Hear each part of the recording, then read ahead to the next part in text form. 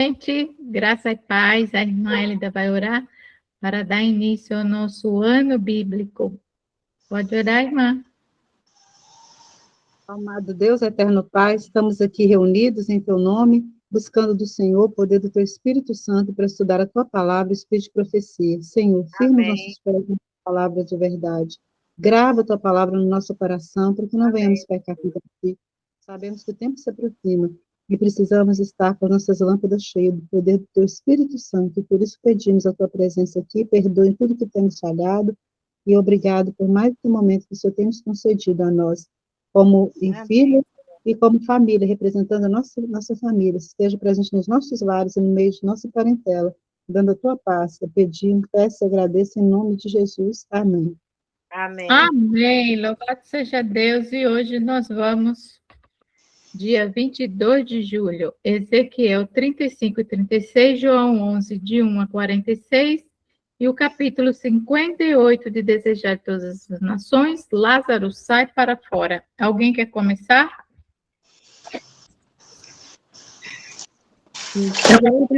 Então vamos. Pode ler. Profecia contra o Monte Seir. E veio a mim a palavra do Senhor, dizendo: Filho do homem, dirige o rosto contra o Monte Seir e profetiza contra ele. E diz-lhe: Assim diz o Senhor Jeová: Eis que eu estou contra ti, ó Monte Seir, e estenderei a mão contra ti, e te porei em assolação e espanto. Verso 4. As tuas cidades porei em solidão, e tu te tornarás em assolação, e saberás que eu sou o Senhor, pois que guardas inimizade perpétua e abandonaste os filhos de Israel à violência da espada no tempo da extrema iniquidade. Verso 6. Por isso, vive eu, diz o Senhor Jeová, que te preparei para sangue,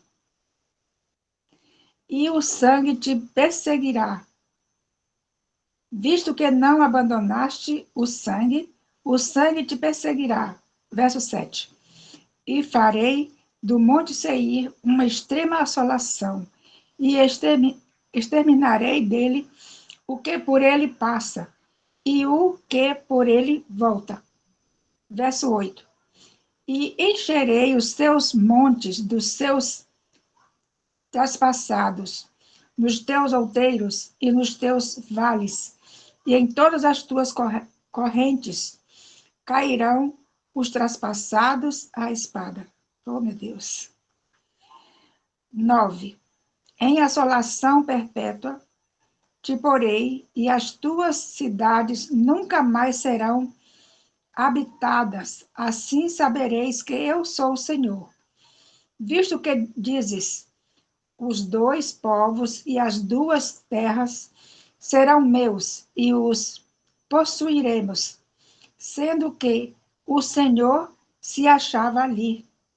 Portanto, vivo eu, diz o Senhor Jeová, que usarei conforme a tua ira e conforme a tua inveja, com que no teu ódio usaste contra eles, e serei conhecido deles quando te julgar. Verso 12. E sabereis que eu, o Senhor, ouvi todas as tuas blasfêmias que proferiste contra os montes de Israel, dizendo: já estão assolados, a nós nos são entregues por pasto.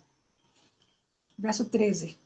Vós vos engrandecestes contra mim e com a vossa boca e multiplicastes as vossas palavras contra mim. Eu o ouvi. Assim diz o Senhor Jeová: enquanto se alegra toda a terra, a ti te porei em assolação. Verso 15. Como te alegraste com a herança da casa de Israel, porque foi assolada, assim te farei a ti, assolada serás, ó monte Seir, e todo o Edom, sim, todo, e saberão que eu sou o Senhor. Um instantinho que eu vou virar a página aqui, tá? Talvez ela cola. Tá bom. Terminou. Terminou o 35. Vocês estão me ouvindo? Sim, mas até a demora de abrir o áudio, né? Não. Eu que demorei de abrir o áudio, irmã. Ah, tá. Quem gostaria de ler o 36? Quando eu virei a página, acabou. Eu leio, então, 36. Sim. Profecia aos montes de Israel. 36, versículo 1. Tu, ó filho do homem, profetiza aos montes de Israel e diz: Montes de Israel, ouve a palavra do Senhor. 2. Assim diz o Senhor Deus, visto que diz o inimigo contra vós outros: Bem feito, e também os eternos lugares altos são nossa herança. 3.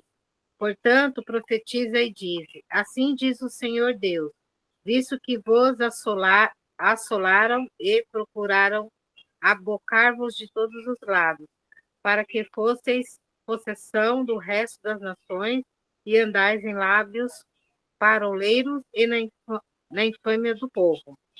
4.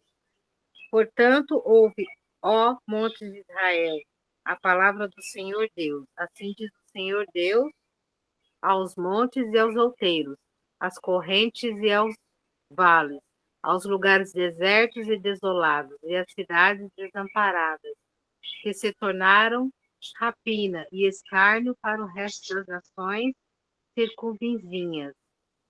5.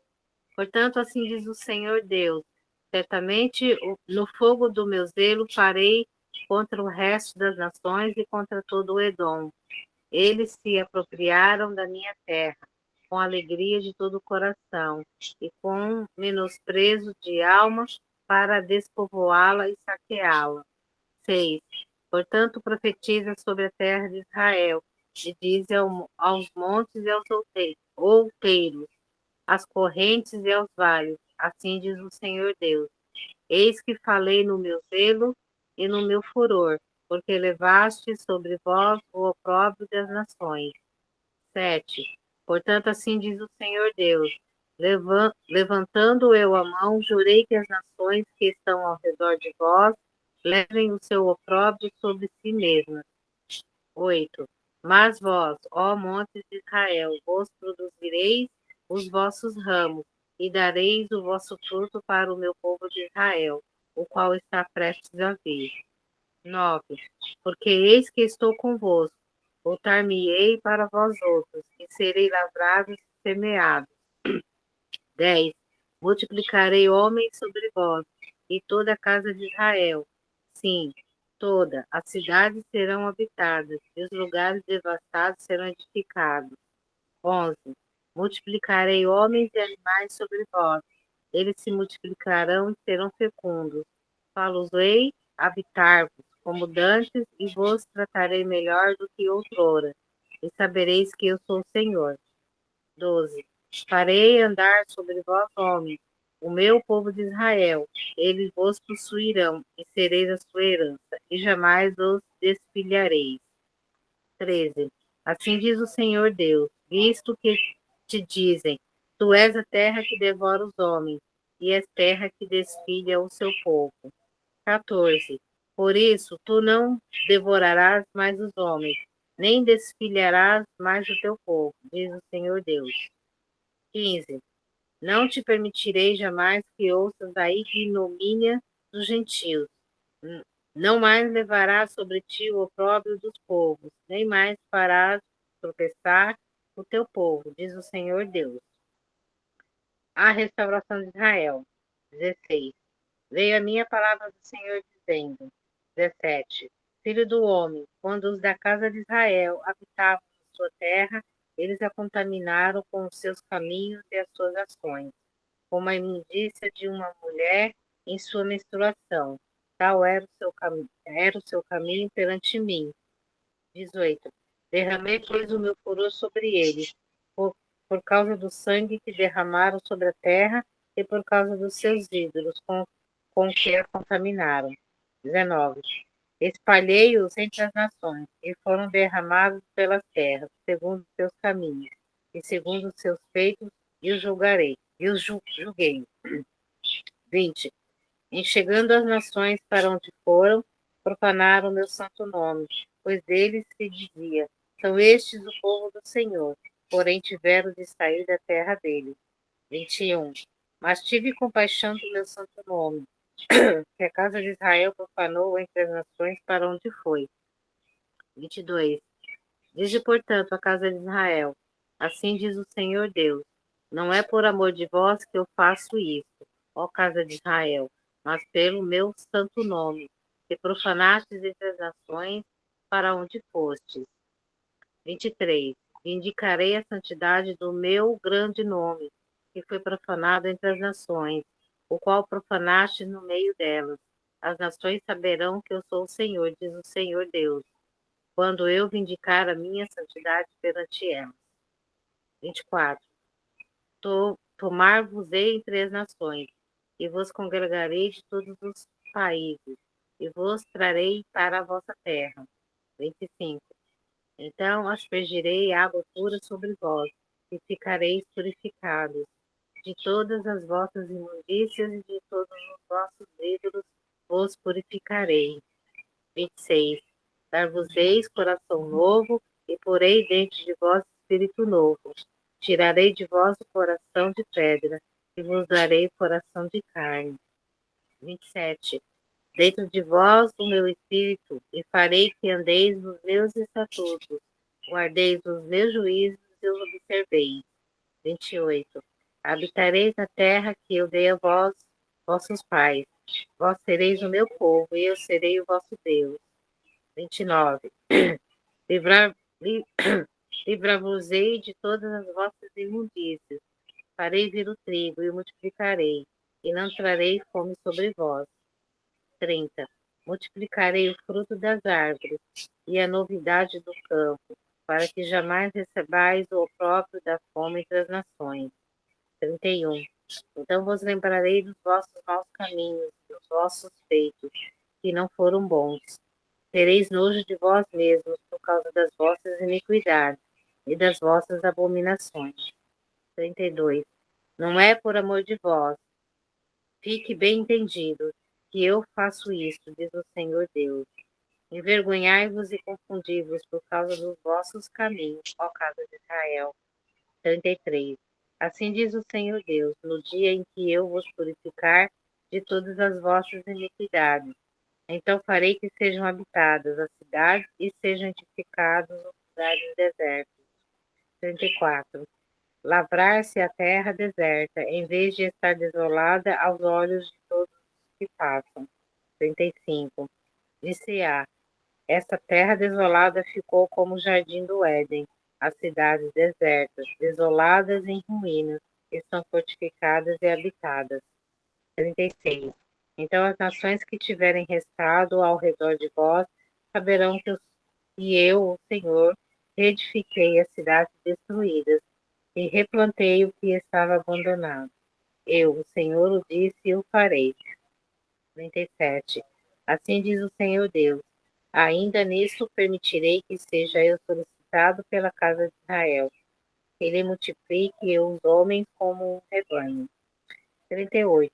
Como um rebanho de santos, o rebanho de Jerusalém, nas suas festas fixas. Assim as cidades desertas se encherão de rebanhos de homens e saberão que eu sou o Senhor.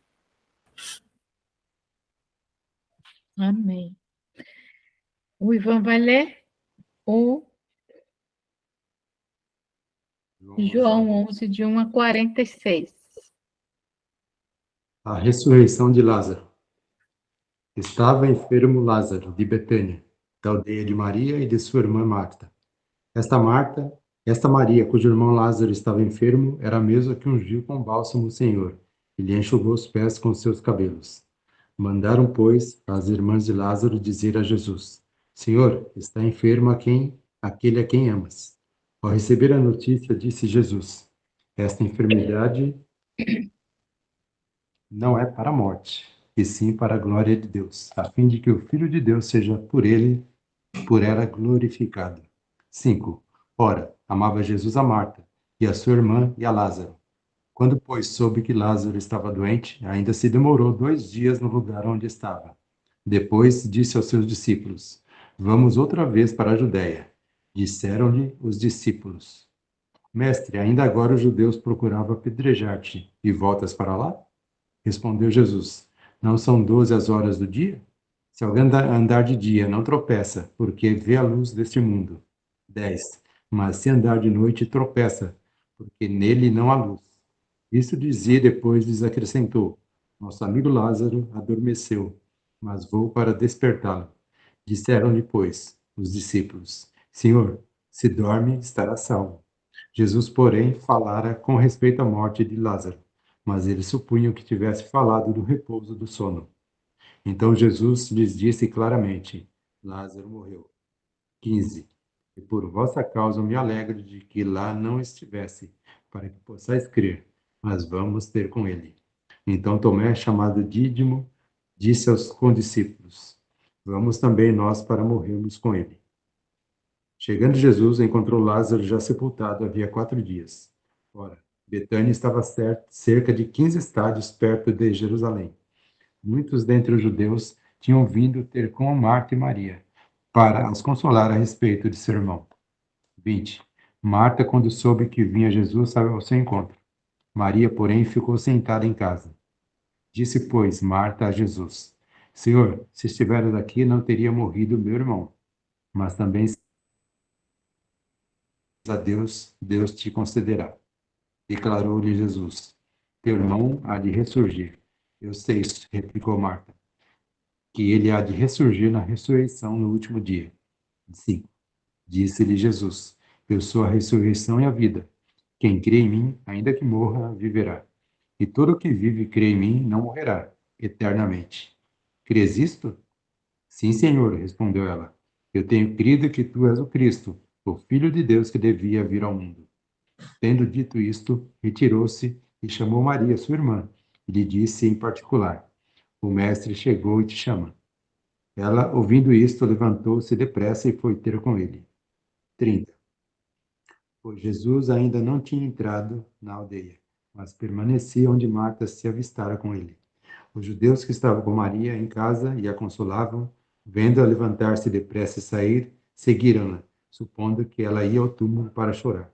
Quando Maria chegou ao lugar onde estava Jesus, ao vê-los, lançou-se-lhe aos pés, dizendo: Senhor, se estiveras aqui, meu irmão não teria morrido. Jesus, vendo-a chorar, e bem assim os judeus que a acompanhavam, agitou-se no espírito e comoveu-se, e perguntou: onde o sepultastes? Eles lhes responderam: Senhor, vem ver. Jesus chorou. Então disseram os judeus: vede quanto o amava.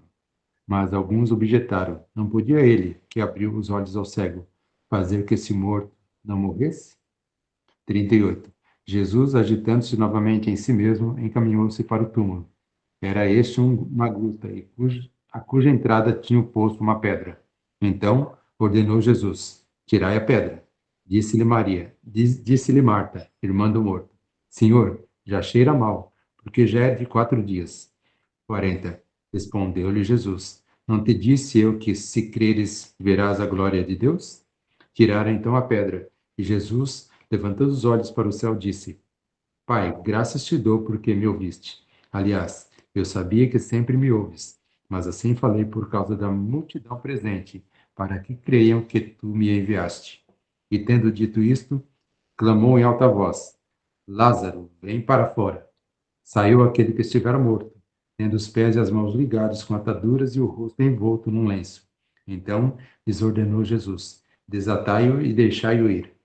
45. Muitos, pois, dentre os judeus que tinham vindo visitar Maria, vendo o que fizera Jesus, creram nele. Outros, porém, foram ter com os fariseus e lhes contaram dos feitos que Jesus realizara. Amém.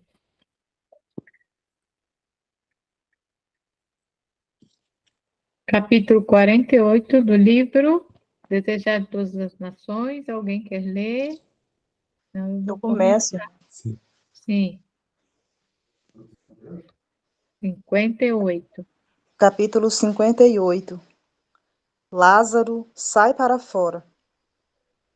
Entre os mais firmes discípulos de Cristo, achava-se Lázaro de Betânia. Desde o primeiro encontro que tiveram, haviam sido forte sua fé em Cristo, profundo era o amor que lhe dedicava, e muito amava o Salvador. Foi em benefício de Lázaro que se realizou o maior dos milagres de Cristo. O Salvador beneficiava a todos quantos lhe buscavam auxílio. Ama toda a família humana, mas liga-se a alguns por laços especialmente ternos. Seu coração estava unido por forte vínculo de afeição à família de Betânia, e por um membro dela foi realizada a mais maravilhosa de suas obras. No lar de Lázaro encontrava Jesus muitas vezes repouso. O Salvador não tinha lar próprio. Dependia da hospitalidade de amigos e discípulos, e frequentemente, quando cansado, sequioso de companhia humana, alegrava-se de poder escapar para esse benefício ambiente de família, longe das suspeitas e inveja dos invejosos fariseus. Ali recebia sincero acolhimento e pura santa amizade. Ali podia falar com simplicidade e liberdade perfeitas, sabendo que suas palavras seriam compreendidas e entesouradas. Nosso Salvador apreciava um lar tranquilo e ouvintes interessados. Anelava a ternura, a cortesia e o afeto humanos. Os que recebiam a celestial instrução, que sempre estava pronto a comunicar, eram grandemente abençoados. Ao seguirem-no as multidões através dos campos, desvendava-lhes a beleza do mundo natural. Procurava abrir-lhes os olhos do entendimento, a fim de verem como a mão divina sustém os mundos. A fim de despertar apreço pela bondade e benevolência divinas, chamava a atenção dos ouvintes para o orvalho ao cair de manso, a branda chuva e o resplendente sol, dados igualmente aos bons e aos maus. Desejava que os homens compreendessem mais perfeitamente o cuidado que Deus dispensa aos instrumentos humanos por ele criados. A multidão, porém, era tardia em ouvir, e no lar de Betânia, Cristo encontrava repouso do fatigante conflito da vida pública. Descerrava ali, perante um auditório apto a apreciar e volume da providência. Nessas palestras íntimas, desdobrava seus ouvintes o que não tentava dizer à multidão mista. Aos seus amigos, não necessitava falar por parábolas. Ao dar Cristo suas admiráveis lições, Maria sentava-se-lhe aos pés, ouvinte atenta e reverente. Certa vez, Marta, perplexa com o cuidado de preparar a refeição, foi ter com Cristo, dizendo: Senhor, não se te dá de que minha irmã me deixe servir só? Dize-lhe, pois, que me ajude. Isso foi por ocasião da primeira visita de Cristo a Betânia. O Salvador e os discípulos haviam feito a pé a fatigante viagem de Jericó até lá. Marta anelava proporcionar desconforto e, em sua ansiedade, esqueceu a gentileza devida ao hóspede. Jesus lhe respondeu branda e pacientemente: Marta, Marta, estás ansiosa e fatigada com muitas coisas, mas uma só é necessária. E Maria escolheu a boa parte, a qual não lhe será tirada.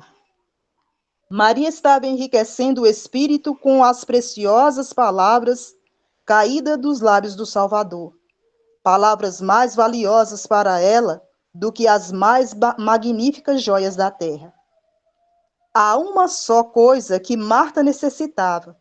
Era espírito calmo, devoto, mais profundo anseio de conhecimento da vida futura, imortal e as graças necessárias ao progresso espiritual. Precisava de menos ansiedade em torno das coisas que passam e mais pelas que permanecem para sempre. Jesus queria ensinar seus filhos a se apoderarem de toda oportunidade de adquirir o conhecimento que os tornará sábios para a salvação. A causa de Cristo requer obreiros cuidadosos e enérgicos. Existe vasto campo para as Martas, com seu zelo no serviço religioso ativo. Sentem-se elas primeiro, porém com Maria aos pés de Jesus. Sejam a diligência, prontidão e energia santificadas pela graça de Cristo. Então, a vida será uma invencível força para o bem. A dor penetrou ao pacífico lar em que Jesus descansara. Lázaro foi acometido de repentina moléstia, e as irmãs mandaram em busca do Salvador, dizendo: Senhor, eis que está enfermo aquele que tu amas. Viram a violência do mal que atacara o irmão, mas sabiam que Jesus se demonstrara capaz de curar toda espécie de doenças. Acreditavam que delas se compadeceria em sua aflição, não puseram, pois, maior empenho em que viesse imediatamente, mas enviaram apenas a confiante mensagem: Eis que está enfermo aquele que tu amas. Julgavam que atenderia imediatamente a esse apelo e se acharia com elas assim que lhe fosse possível. Ansiosas, aguardavam uma palavra de Jesus. Enquanto restou em seu irmão uma centelha de vida, oraram e esperaram pelo Mestre. Mas o mensageiro voltou sem ele. Trouxe, todavia, o recado: esta enfermidade não é para a morte. E elas se apegaram à esperança de que Lázaro viveria. Buscavam com ternura dirigir palavras de esperança e animação ao quase inocente enfermo. Quando Lázaro morreu, ficaram cruelmente decepcionadas.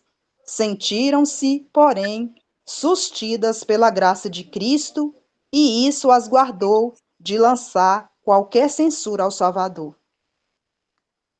Quando Cristo ouviu a notícia, os discípulos julgaram que a recebera friamente. Não manifestou o pesar que esperavam. Olhando para elas, disse: esta enfermidade não é para a morte, mas para a glória de Deus e para que o Filho de Deus seja glorificado por ela. Por 2 dias se demorou no lugar em que se achava. Essa demora era um mistério para os discípulos. Que conforto sua presença seria para a família aflita, pensavam. Era bem conhecida dos discípulos sua grande afeição pela família de Betânia, e surpreenderam-se de que ele não atendesse à triste mensagem: eis que está enfermo aquele que tu amas. Vou continuar, irmã.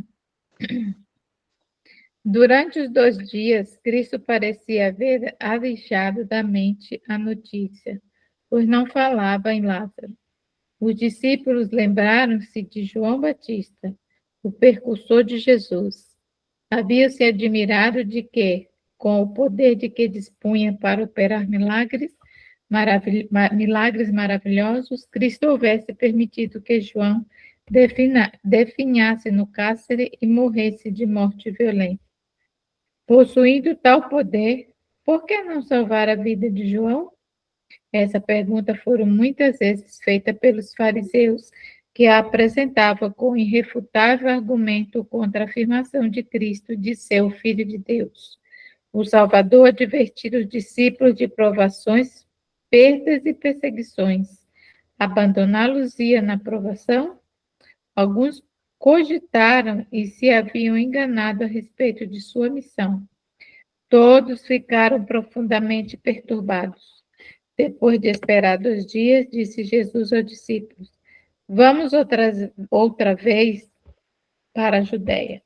Os discípulos reflexionavam porque, se Jesus ia para a Judéia, esperara 2 dias, mas a ansiedade por Cristo e por eles próprios tomou então o primeiro plano no espírito dele.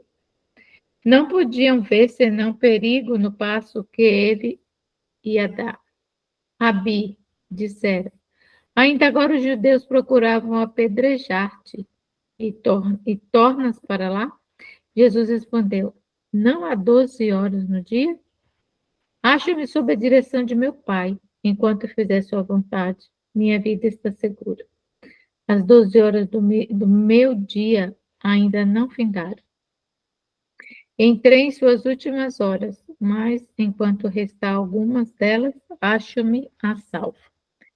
Se alguém andar de dia, continuou, não tropeça, porque vê a luz deste mundo. Aquele que faz a vontade de Deus, que anda na verdade por ele indicada, não pode tropeçar nem cair.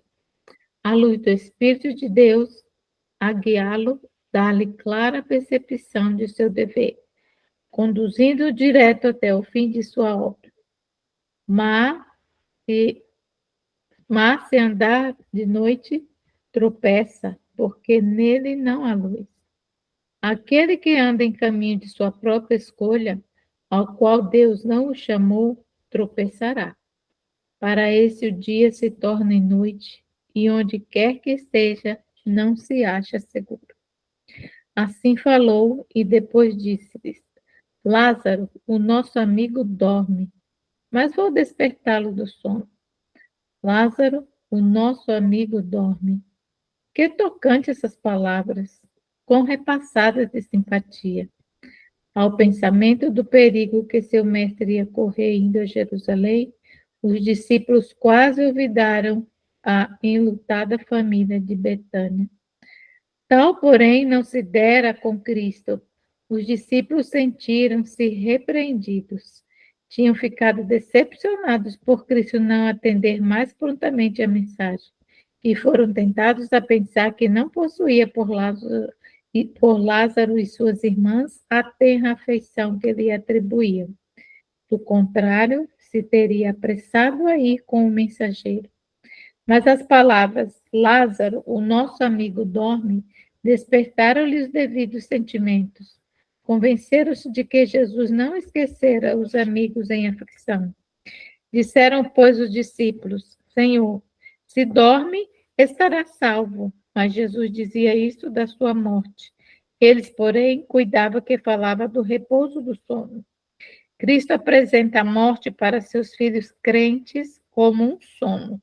Sua vida está escondida com Cristo em Deus, e até que soe a derradeira trombeta, os que morrem dormirão nele. Então Jesus lhe disse claramente, Lázaro está morto, e folgo por amor de vós de que eu lá não estivesse, para que acrediteis, mas vamos ter com ele.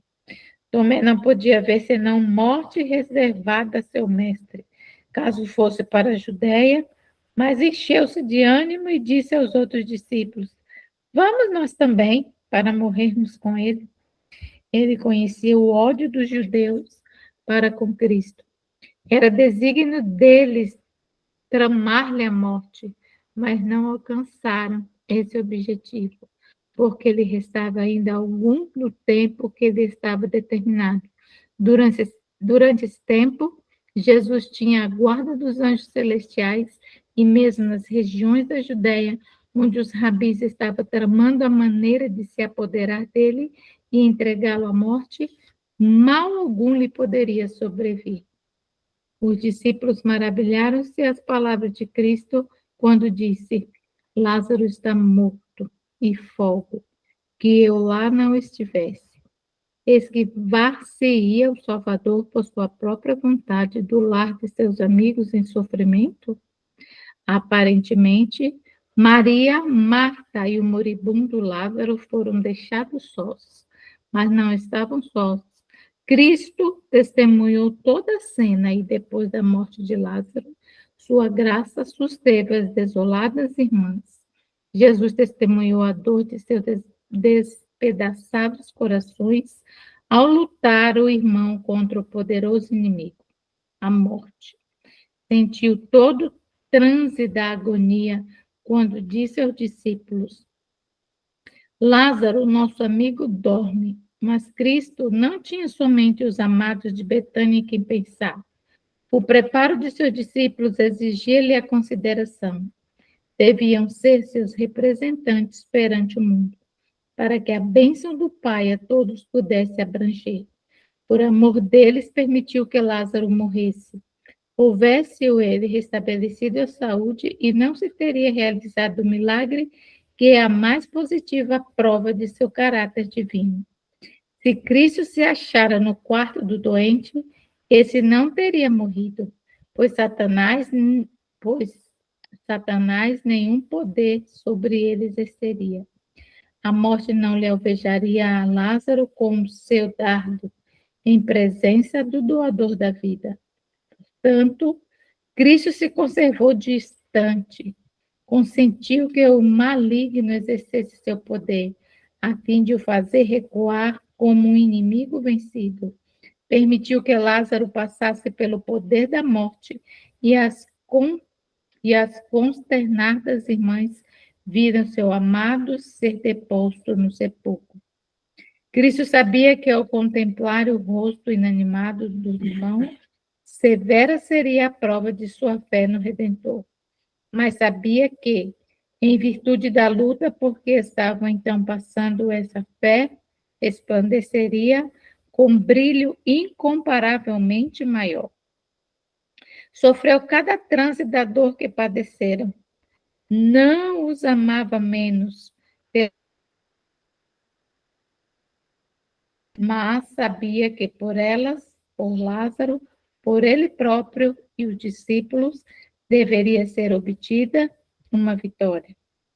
Por amor de vós, para que acrediteis, a todos quantos estão buscando sentir a mão guardadora de Deus, o momento do maior desânimo é justamente aquele em que mais perto está o divino auxílio.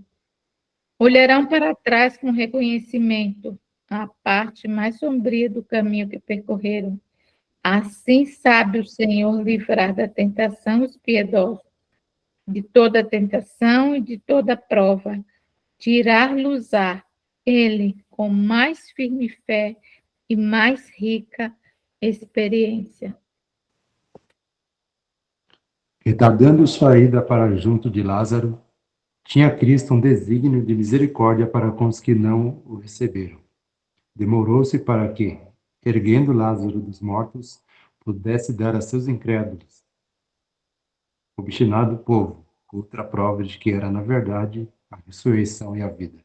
Custava-lhe renunciar a toda esperança quanto ao povo, aos pobres, extraviadas ovelhas da casa de Israel. Partia-se de um coração por causa de sua impenitência. Determinou-se em sua misericórdia dar mais uma prova de que era o restaurador, aquele que unicamente podia trazer à luz a vida e a imortalidade. Havia de ser um testemunho que os sacerdotes não pudessem torcer. Foi essa a causa de sua demora em ir a Betânia. Esse milagre, a coroa dos milagres do Salvador, a ressurreição de Lázaro, devia pôr o selo de Deus em sua obra e em sua reivindicação à divindade. Na jornada para Betânia, Jesus, segundo seu costume, socorreu os enfermos e necessitados. Ao chegar à cidade, mandou às irmãs o mensageiro com as novas de sua chegada. Cristo não entrou imediatamente em casa, mas ficou num lugar retirado, próximo ao caminho. A grande demonstração que os judeus costumavam fazer por ocasião da morte de parentes e amigos não se coadunava com o Espírito de Cristo. Ouviu os sons das lamentações dos pranteadores assalariados e não desejava encontrar-se com as irmãs nessa cena de confusão. Entre os pranteadores amigos, achavam-se parentes da família, alguns dos quais ocupavam posições de responsabilidade em Jerusalém. Encontravam-se entre eles os mais rancorosos inimigos de Cristo. Estes lhes conheciam os desígnios, e daí não se deu imediatamente a conhecer. A mensagem foi transmitida a Marta tão discretamente que outros no quarto não a ouviram. Absorta em seu pesar, Maria não escutou as palavras. Erguendo-se de pronto, Marta saiu ao encontro do Senhor. Mas, pensando que ela fora ao sepulcro de Lázaro, Maria deixou-se ficar em silêncio com a sua mágoa, sem fazer nenhum rumor. Marta apressou-se em ir ter com Jesus, o coração agitado por desencontradas emoções. Em seu expressivo rosto, leu ela a mesma ternura e amor que nele sempre vira. Sua confiança nele permaneceu intacta, mas lembrou-se de seu bem-amado irmão, a quem também Jesus amara. Num misto de desgosto nascente por Cristo não ter vindo antes e de esperança de que ainda agora faria qualquer coisa para os confortar, exclamou: Senhor, se tu estivesses aqui, meu irmão não teria morrido. Repetidas vezes, por entre o tumulto dos pranteadores, havia as irmãs feito esta exclamação. Com humana e divina piedade, contemplou Jesus seu dorido e fatigado rosto. Marta não mostrava desejos de narrar o acontecido. Tudo se exprimiu nas patéticas palavras: Senhor, se tu estivesses aqui, meu irmão não teria morrido. Fitando o amoroso semblante, acrescentou: Mas também agora sei que tudo quanto pedires a Deus, Deus te concederá. Jesus lhe animou a fé, dizendo: Teu irmão há de ressuscitar. Sua resposta não visava inspirar a expectativa de uma mudança imediata. Conduziu os pensamentos de Marta para além da restauração presente de seu irmão, fixando-os na ressurreição dos justos. Assim fez para que visse na ressurreição de Lázaro o penhor da de todos os justos mortos e a certeza de que se realizaria pelo poder do Salvador. Marta respondeu: Eu sei que há de ressuscitar na ressurreição do último dia. Ainda procurando dar a verdadeira direção à sua fé, Jesus declarou: Eu sou a ressurreição e a vida. Em Cristo a vida original, não emprestada, não derivada. Quem tem o Filho tem a vida. A divindade de Cristo é a certeza de vida eterna para o crente. Quem crê em mim, disse Jesus, ainda que esteja morto, viverá. E todo aquele que vive e crê em mim nunca morrerá. Cristo isto? Cristo olha aqui ao tempo de sua segunda vinda. Então os justos mortos ressuscitarão incorruptíveis, e os vivos serão transladados para o céu, sem ver a morte. O milagre que Cristo estava prestes a realizar em ressuscitar a Lázaro dos mortos representaria a ressurreição de todos os justos mortos. Por suas palavras e obras, declarou-se o autor da ressurreição. Aquele que estava, ele próprio, prestes a morrer na cruz, retinha as chaves da morte, o vencedor do sepulcro, e afirmou seu direito e poder de dar vida eterna. As palavras do Salvador: Crês tu? Marta respondeu: Sim, Senhor. Creio que tu és o Cristo, o Filho de Deus, que havia de vir ao mundo.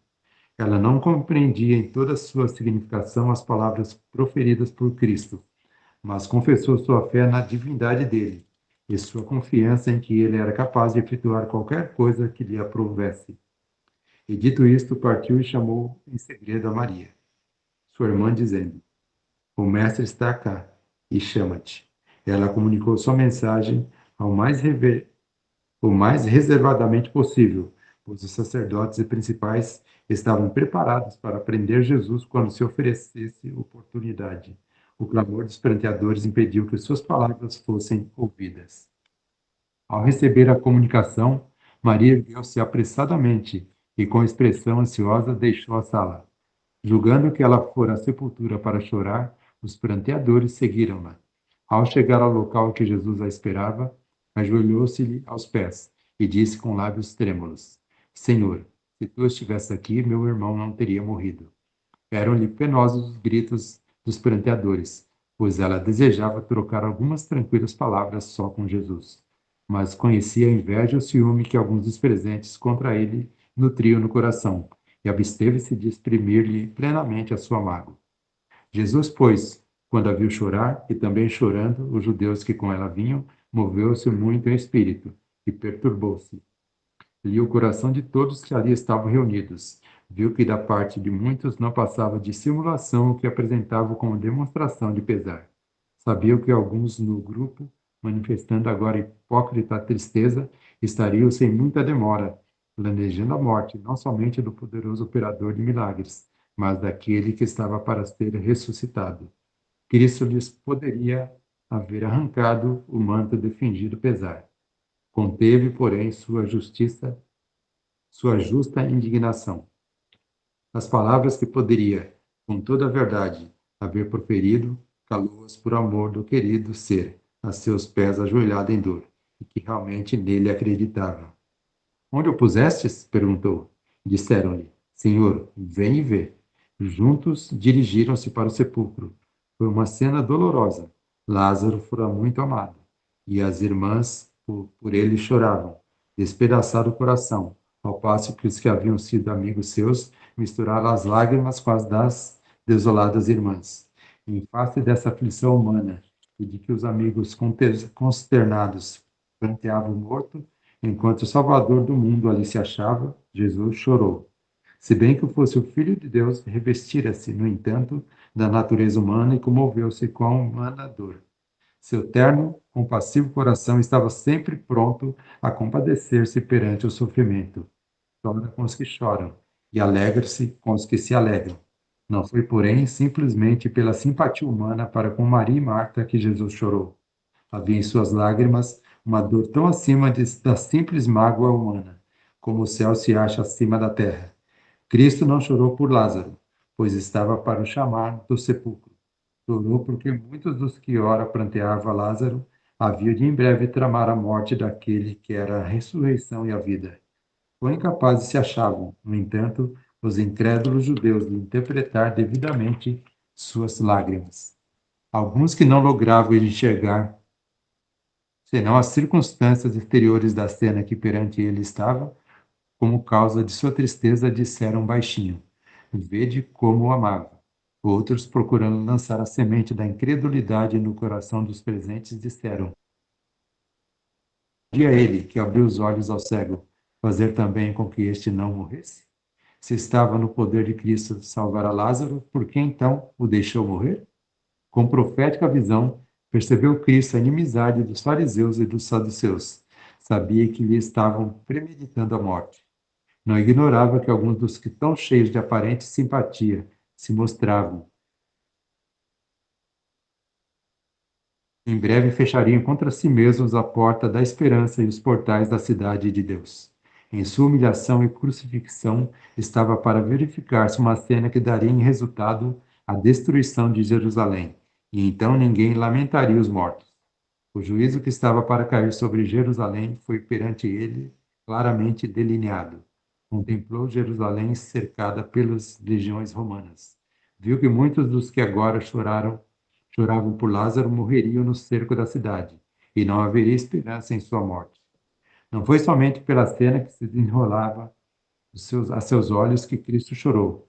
Pesava sobre ele a dor dos séculos. Viu os terríveis efeitos da transgressão da lei divina. Viu que na história do mundo, a começar com a morte de Abel, fora incessante o conflito entre o bem e o mal. Lançando o olhar através dos séculos por vir, viu o sofrimento e a dor, as lágrimas e a morte que caberiam em sorte aos homens. Seu coração pungiu-se pelas penas da família humana, de todos os tempos e em todas as terras. Pesavam-lhe fortemente sobre a alma as misérias da pecadora raça, e rompeu-se-lhe a fonte das lágrimas no anelo de lhes aliviar todas as aflições. Jesus, pois, movendo-se outra vez, muito em si mesmo, veio ao sepulcro. Lázaro fora depositado numa cova na rocha, sendo colocado na porta um bloco de pedra. Tirai a pedra, disse Cristo. Julgando que desejasse apenas ver o morto, Maria objetou, dizendo que o corpo fora enterrado havia 4 dias, tendo já começado o processo de decomposição. Essa afirmativa, feita antes de Lázaro ressuscitar, não deixou margem a que os inimigos de Cristo dissessem que houvera fraude. Anteriormente, havia os fariseus propalado falsas afirmações em torno das mais maravilhosas manifestações do poder de Deus. Ao ressuscitar Cristo, a filha de Lázaro, disseram, a menina não está morta, mas dorme. Como houvesse esta doente apenas pouco tempo e fora ressuscitada imediatamente depois da morte, os fariseus afirmaram que a criança não estava morta, que o próprio Cristo dissera que ela dormia. Procuraram fazer crer que Jesus não podia curar moléstias, que seus milagres não passavam de mistificação. Nesse caso, porém, ninguém podia negar que Lázaro estivesse morto. Vou continuar. Alguém quer continuar? Posso continuar. Bom, Quando o Senhor está para realizar uma obra, Satanás instiga alguém a fazer objeções. Tirai a pedra, disse Cristo. Tanto quanto possível, preparai o caminho para minha obra. Manifestou-se, porém, a natureza positiva e pretensiosa de Marta. Não desejava que o corpo em decomposição fosse apresentado aos olhares dos outros. O coração humano é tardio em compreender as palavras de Cristo, e a fé de Marta não aprendera o verdadeiro sentido de sua promessa. Cristo reprovou a Marta, mas suas palavras foram proferidas com a máxima brandura. Não te hei dito que, se creres, verás a glória de Deus? Por que duvidas de meu poder? Por que arrazoas em contradição às minhas ordens? Tens a minha palavra. Se creres, verás a glória de Deus. Impossibilidades naturais não podem impedir a obra do Onipotente. Cepticismo e incredulidade não são humildade. A crença implícita na palavra de Cristo, eis a verdadeira humildade, a verdadeira entrega de si mesmo. Tirai vós a pedra. Cristo podia ter ordenado à pedra que se deslocasse por si mesma, e ela lhe teria obedecido a voz. Poderia ter mandado aos anjos que se lhe achavam ao lado que fizessem isso. Ao seu mando, mãos invisíveis teriam removido a pedra, mas ela devia ser retirada por mãos humanas. Assim, queria Cristo mostrar que a humanidade tem de cooperar com a divindade. O que o poder humano pode fazer, o divino não é solicitado a realizar. Deus não dispensa o auxílio humano, fortalece-o, cooperando com ele, ao serviço das faculdades e aptidões que lhe foram dadas.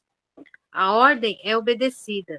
Retira uma pedra, faz-se tudo pública e propositadamente. Dá-se a todos a oportunidade de ver que nenhuma fraude é praticada. Ali jaz o corpo de Lázaro no sepulcro da rocha, no frio e na nudez da morte. Silenciam os lamentos dos pranteadores. Surpreso em expectação, reúne-se o grupo em torno do sepulcro, esperando o que vai seguir. Cristo sereno se acha de pé ante a tumba. Paira sobre todos os presentes uma santa solenidade. Cristo se aproxima do sepulcro, erguendo-se os olhos ao céu. Diz: Pai, graças te dou por me haveres ouvido. Não muito tempo antes disso, os inimigos de Jesus. vou continuar, irmã. Tá bom. Não muito tempo antes disso, os inimigos de Jesus o haviam acusado de blasfêmia, pegando em pedras para lhes atirar por afirmar ele ser o Filho de Deus. Acusavam-no de operar milagres pelo poder de Satanás, mas aqui Cristo chama a Deus seu Pai e com perfeita confiança declara ser o Filho de Deus. Em tudo quanto fazia, Cristo cooperava com o Pai. Tinha sempre o cuidado de tornar claro que não agia independentemente. Era pela fé e a oração que ele realizava seus milagres. Cristo desejava que todos soubessem suas relações para com o Pai. Pai, disse, graça te dou por me haveres ouvido. Eu bem sei que sempre me ouves, mas eu disse isto por causa da multidão que está em redor, para que creiam que tu me enviaste. Ali, aos discípulos e ao povo devia ser proporcionada a mais convincente prova com respeito à relação existente entre Cristo e Deus. Devia lhe ser mostrado que a afirmação de Cristo não era um engano. E, tendo dito isto, clamou com grande voz: Lázaro, sai para fora. Sua voz clara e penetrante soa aos ouvidos do morto. Ao falar, a divindade irrompe através da humanidade. Em seu rosto, iluminado pela glória de Deus, vê o povo a certeza de seu poder. Todos os olhos se acham fixos na entrada do sepulcro, todos os ouvidos atentos ao mais leve som. Com intenso e doloroso interesse, aguardam todos a prova da divindade de Cristo, o testemunho que há de consubstanciar sua declaração de seu Filho de Deus, ou para sempre extinguir a esperança. Há um ruído na silenciosa tumba, e o que estivera morto aparece à entrada da mesma. Seus movimentos são impedidos pela mortalha em que está envolto, e Cristo diz à estupefata assistência: desligai-o e deixai-o ir. Mais uma vez lhes é mostrado que o obreiro humano deve cooperar com Deus. A humanidade deve trabalhar pela humanidade. Lázaro é desligado e aparece ao grupo não como uma pessoa emagrecida pela doença, membros débeis e vacilantes, mas como um homem na primavera da vida, no vigor da nobre varonilidade. Brilham-lhe os olhos de inteligência e de amor para com o Salvador. Lança-se em adoração aos pés de Jesus. Os espectadores ficam, a princípio, mudos de espanto. Segue-se depois uma inexprimível cena de regozijo e louvor. As irmãs recebem como um dom de lágrimas de júbilo, exprimem trecortadamente sua gratidão ao Salvador. Mas, enquanto as irmãs e os amigos se regozijam nesta reunião, Jesus se retira da cena. Ao procurarem o doador da vida, já não o encontraram. Louvado seja Deus.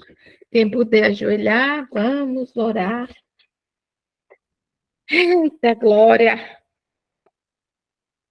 Glorioso e bondoso Deus, muito obrigada, Senhor, por estas palavras.